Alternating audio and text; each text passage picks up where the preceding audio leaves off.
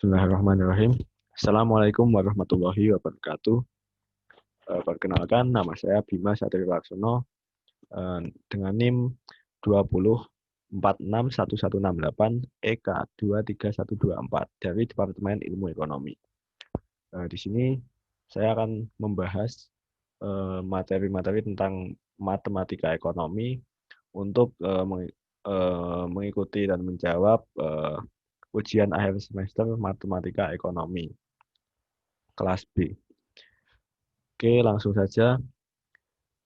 Soal nomor 1 adalah menjelaskan konsep derivatif dan aplikasinya terhadap bidang ekonomi. Nah, konsep derivatif ini berawal dari masalah umum di ekonomi, yaitu adalah memaksimumkan keuntungan dan meminimumkan kerugian. Nah, masalah ini lalu diformulasikan dalam matematika, yaitu dengan memaksimumkan dan meminimumkan suatu fungsi. Tak hanya memaksimumkan keuntungan dan kerugian, sebenarnya bisa juga memaksimumkan pertumbuhan ekonomi dan sebagainya, juga bisa meminimumkan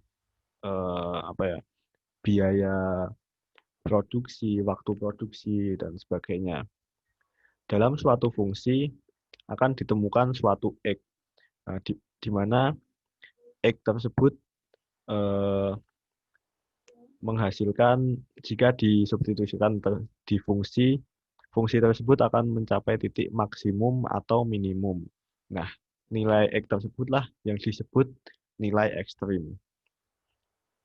Nilai ekstrim ini lebih lanjut ada dibagi menjadi dua, yaitu nilai ekstrim tanpa kendala, di mana nilai dari X ini bisa dimasukkan semuanya di X bilangan real, sementara jika X nilai ekstrim dengan kendala, maka nilai X-nya itu dibatasi.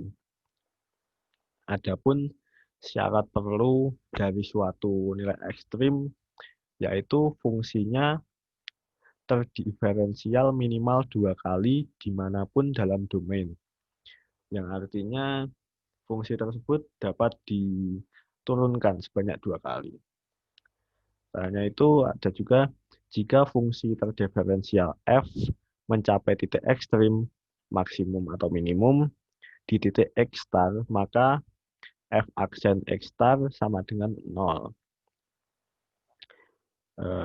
Ini syarat perlu dari nilai ekstrim.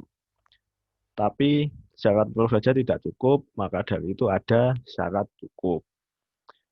Setelah tadi mengetahui titik ekstrim, tapi belum mengetahui nilai maksimum atau minimumnya. Nah, dengan syarat cukup ini kita dapat mengetahui nilai ekstrim itu maksimum atau minimum dengan melalui turunan keduanya. Turunan kedua dari suatu fungsi. Lanjut. Nah, titik maksimum ini jika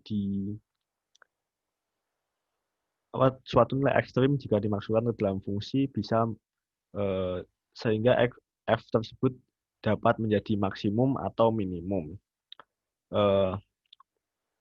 Suatu X dapat dikatakan maksimum global apabila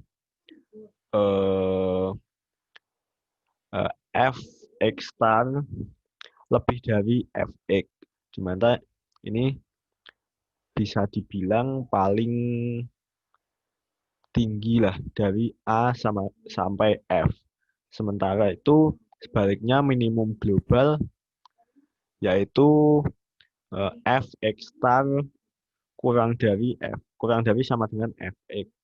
Yang bisa dibilang juga hasilnya paling rendah dari A sampai F. Sementara maksimum atau minimum lokal dibatasi. Jika maksimum lokal dibatasi dari bilangan tertentu lah, misal D sampai F, maksimum lokalnya ini di titik E, dan misal juga A sampai C, minimum lokalnya di B. Nah, itu disebut minimum lokal karena dibatasi hanya daerah A sampai C. Oke, tak perlu berlama-lama lagi, langsung kita aplikasikan saja ke bidang ilmu ekonomi. Oke, soalnya di sini saya menyoalkan yaitu dalam suatu perusahaan, permintaan suatu produk mengikuti fungsi permintaan P sama dengan 3.600 min 12 Ki kuadrat rupiah per unit.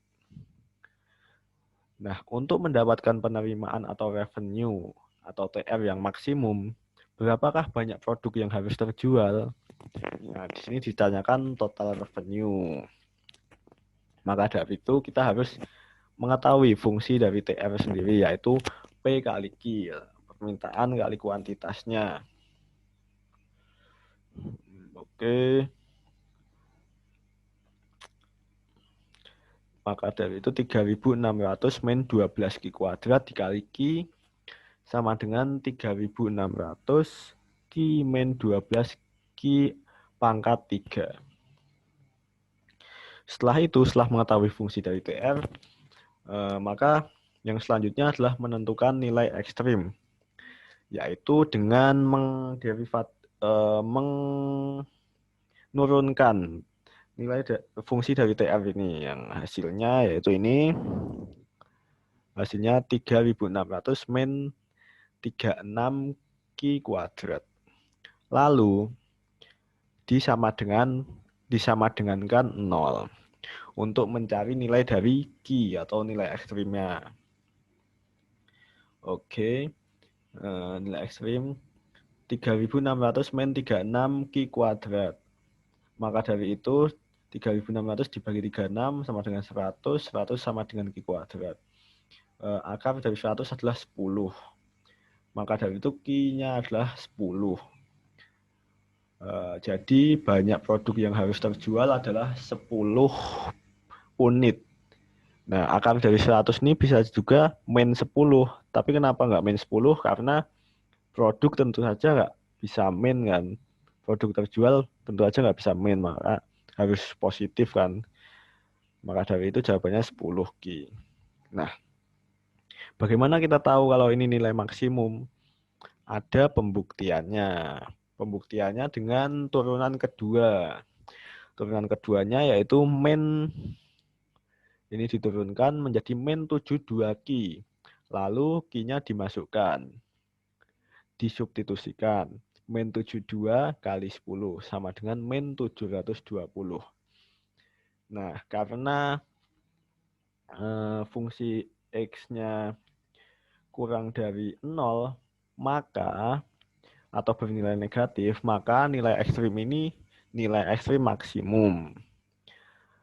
Dan juga karena X-nya dibatasi hanya 10 saja, maka bisa disebut juga bahwa ini adalah nilai maksimum lokal. Oke. Oke teman-teman, langsung kita lanjut aja ke soal nomor 2.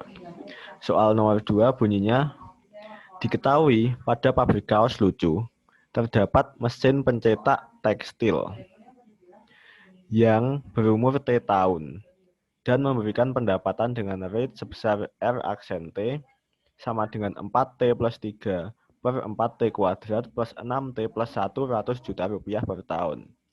Dan biaya sebesar C sama dengan 50 juta per tahun. Lalu yang menjadi pertanyaan adalah, hitunglah pendapatan yang dihasilkan mesin tersebut selama 3 tahun, dan B, hitunglah profit yang dihasilkan mesin tersebut selama 3 tahun juga. Nah, berdasarkan soal tersebut, kita bisa mengetahui yaitu R aksen T-nya sama dengan 4T plus 3 per 4T kuadrat plus 6T plus 1. Dan juga C-nya sama dengan 50, serta CT sama dengan 50T. Nah, untuk menyelesaikan pertanyaan ini, yang perlu dilakukan pertama adalah mencari RT-nya atau fungsi dari revenue. Dengan cara gimana? Yaitu dengan cara mengintegralkan R aksen T dt. Nah, ini jadinya integral 4T plus 3 per 4T kuadrat plus 6T plus 1 dt. Untuk menyelesaikan integral seperti ini, yang harus kita lakukan adalah memisalkannya, yaitu memisalkan 4T 2 plus 6T plus 1 menjadi U. Lalu setelah U ini kita cari DU DT-nya dengan cara menurunkannya, yaitu menjadi 8T plus 6. Atau juga bisa kita tuliskan 2 dalam kurung 4T plus 3. Lalu dengan ini kita bisa mengetahui DT-nya, yaitu 1/2 dalam kurung 4T plus 3 DU. Nah, lalu kita integralkan. Integral 4T plus 3 per U, DU per 2 4T plus 3. Maka dihasilkan integral 1/2U DU. Nah, 1/2 atau setengah ini bisa kita keluarkan dari integral. Dan penulisannya menjadi setengah integral 1/U DU. Maka dihasilkan setengah ln mutlak U plus C. Nah, dengan itu kita sudah mengetahui revenue-nya, fungsi revenue yaitu setengah ln mutlak 4T kuadrat plus 6T plus 1 plus C. Nah, setelah mengetahui fungsi dari revenue-nya, kita bisa menyelesaikan atau menemukan solusinya,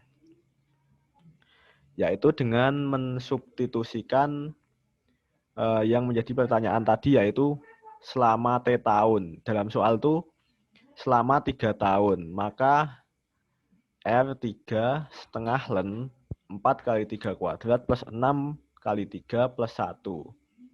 Maka ditemukan setengah ln 55. Setengah ln 55 itu jika dihitung menjadi 2,00366659 juta rupiah. Maka sudah ketemu pendapatannya selama 3 tahun, yaitu 200.366.659.000 rupiah. Nah, setelah mengetahui pendapatannya, maka bisa kita hitung juga profitnya dengan cara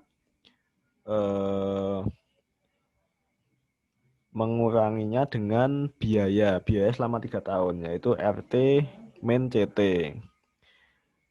Tadi sudah ketemu revenue-nya 200.366.659 dikurangi 50 juta kali 3, maka hasilnya menjadi 50.366.659. Nah, itulah profitnya sebesar 50 juta sekian. Tuh. Oke, selanjutnya soal nomor 3. Bunyinya diberikan model matematika yang menyatakan pendapatan nasional suatu negara, yaitu Y sama dengan C plus I0 plus G. Ada juga C sama dengan A min B, Y min T0 dengan A lebih dari 0, dan 0 kurang dari B kurang dari 1. Ada juga G sama dengan 3/4 Y. Nah, itu ada penjelasannya. Y adalah pendapatan nasional, dan C adalah pengeluaran untuk konsumsi, G belanja pemerintah, I0 sama dengan tingkat investasi, T0 sama dengan pajak, A adalah autonomous consumption expenditure, atau bahasa Indonesianya itu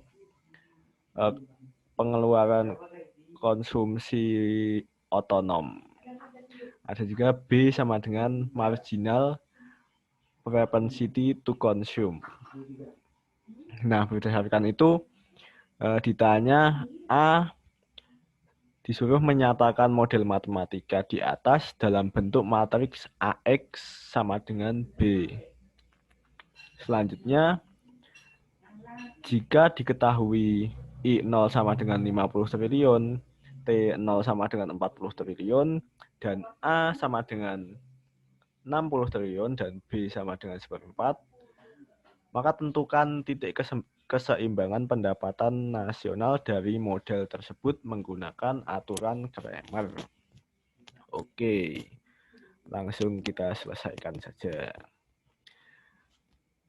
Untuk membuat matriks AX sama dengan B, maka yang kita perlukan adalah mensejajarkan Y, C, dan G atau eksogennya.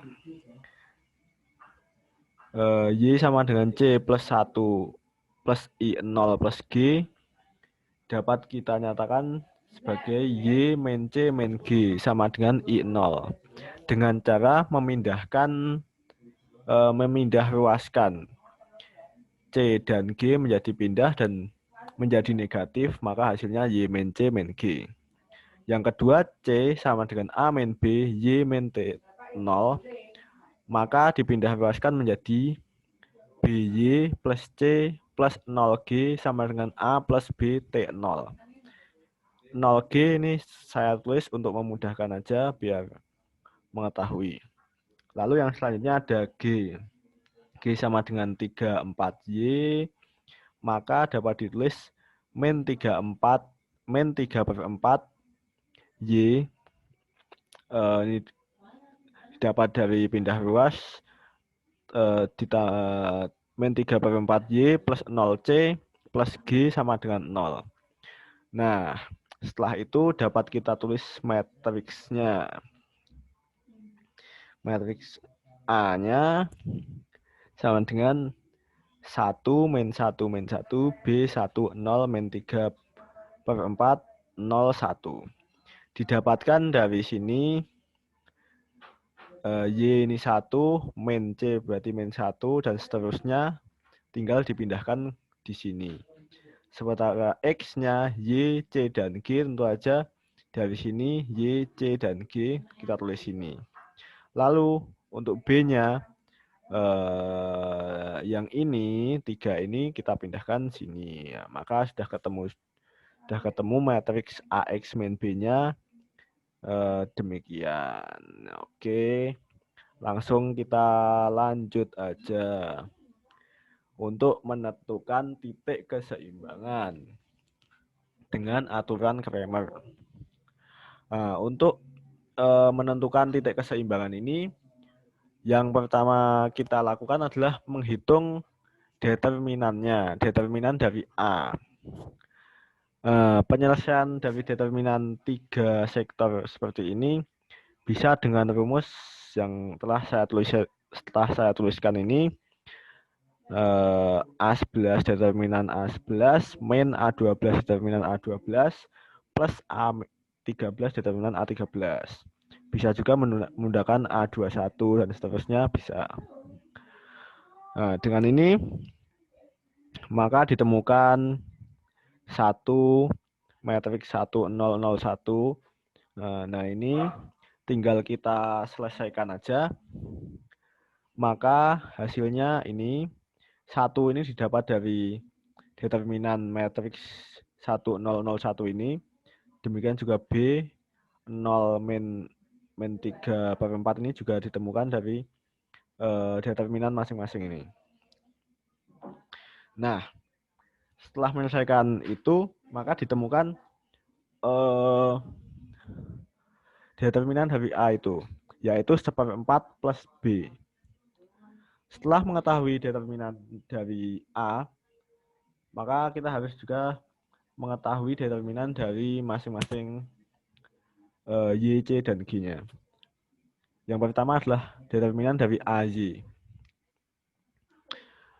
AY dapat dituliskan seperti ini. Matriks yang tadinya di belakang kita pindah pertama sini untuk menentukannya.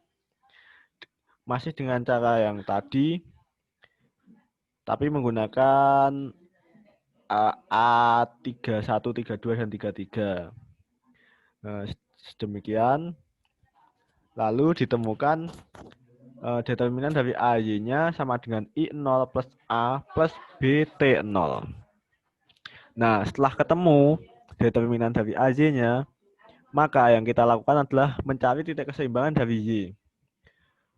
Dengan cara determinan AY dibagi determinan A. Nah, ketemunya adalah I0 plus A plus BT0 per 1/4 plus B. Nah, itu tinggal disubstitusikan yang telah diketahui tadi di soal, yaitu I-nya 50, A-nya 40, dan T0-nya 60. Dan B-nya juga 1/4. Nah, ini tinggal dihitung, ketemunya 210 triliun. Ini adalah titik keseimbangan dari Y atau pendapatan nasional ya. Selanjutnya menghitung dari determinan AC. Determinan AC masih sama seperti tadi, yang menjadi pembeda adalah I0A plus BT0 dan 0 ini kita pindah ke tengah ya, ke tengah, dan cara menentukan determinannya pun masih sama dengan cara yang tadi. Ini seperti yang tadi, kita menggunakan A11, A12, dan A13. Kita hitung dan ketemunya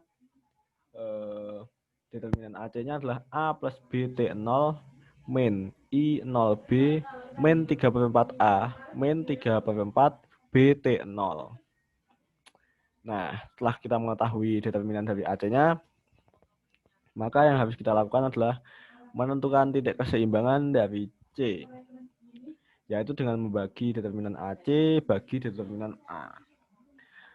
Diketahui sebagai berikut, tinggal kita substitusikan aja angka-angkanya menjadi 60 plus 1/4 kali 40 min 50 kali 1/4 min 3/4 kali 60 min 3/4 kali 1/4 kali 40 dibagi 1/4 tambah 1/4. Dan hasil dari perhitungan itu adalah 10 triliun. Maka keseimbangannya untuk C atau konsumsi ya, C itu 10 triliun. Lanjut, menghitung determinan AG untuk menentukan titik keseimbangan G. Masih sama seperti tadi, yang membedakan adalah I0A plus BT0 plus 0-nya ditaruh di yang ketiga pokoknya.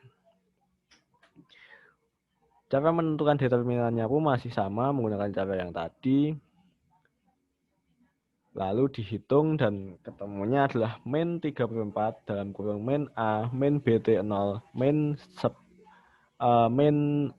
I0. Nah, dengan itu kita bisa menghitung titik keseimbangan dari G dengan cara membagi determinan AG dibagi A.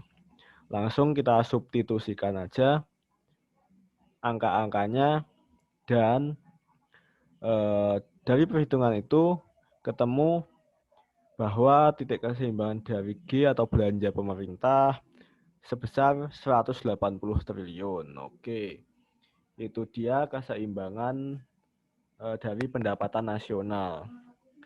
Sudah kita selesaikan, dan itu saja. Nah, sekian dari saya. Terima kasih untuk kalian yang sudah menonton video ini, yang sudah memperhatikan. Semoga nilai kita sama-sama memuaskan. Sekian dari saya. Wassalamualaikum warahmatullahi wabarakatuh.